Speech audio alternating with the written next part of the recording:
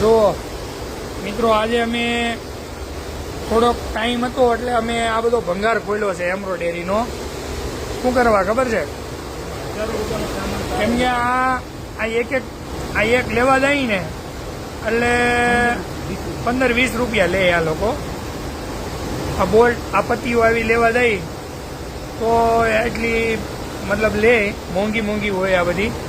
આ એક કટર લેવા જાવ તો 150 રૂપિયા લે, બરાબર. આ બધી વસ્તુ આ કવા છે રનવેના 250 રૂપિયા. આ બધું મોંઘું હોય. એમાં શું છે કે આપણે સુપરવાઇઝર ને એવા માણસોના ભરોસે કામ કરવી એટલે શું છે કે એને ઉપર થોડુંક ફોકસ રાખવાનું માણસોની ઉપર. નગર આ બધી વસ્તુ છે ને, જો આ બધું ઘણું બધું ભેગું થાય, સમજ્યા તમે? તો આ અમારે છે ને એમ્બ્રોઇડરીનો બધો સ્પેર પાર્ટ છે, સમજ્યા? એટલે અમે આજે થોડોક સમય કાઢી અને પ્લાન કર્યો કે આ બધું આપણે જોઈ લઈ નવરા. તો શું છે કે આપણે ટકી એકવી. આ એમ્બ્રોઇડરીનો ધંધો શું છે કે અત્યારે બહુ ફાસ્ટ છે, સમજ્યા? બહુ બધી મશીનરી આવી છે અત્યારે એમ્બ્રોઇડરીની.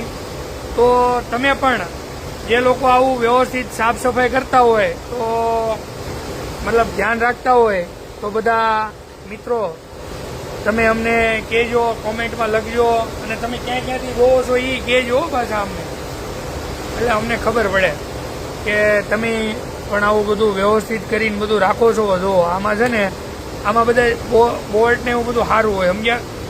પણ આપણે કારીગરને એ બધા શું છે કે એને જોતું હોય એટલું લઈ લે, બાકીનું બધું જવા દે, સમજ્યા?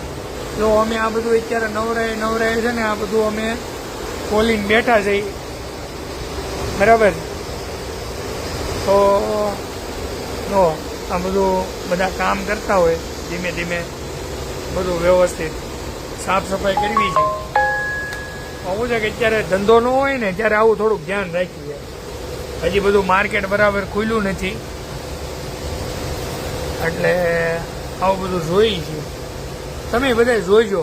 પાછા શું છે આપણા ભાઈઓને થોડુંક ઓલું હોય ને એટલે એ એમ કે બધું ભાઈ થઈ રહે,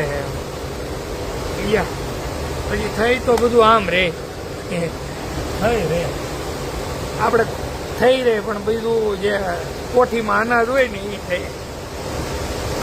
એટલે બધાએ વ્યવસ્થિત થોડુંક ધ્યાન રાખજો, સમજ્યા? જો સુપરવાઇઝર ઉપર ધ્યાન રાખજો.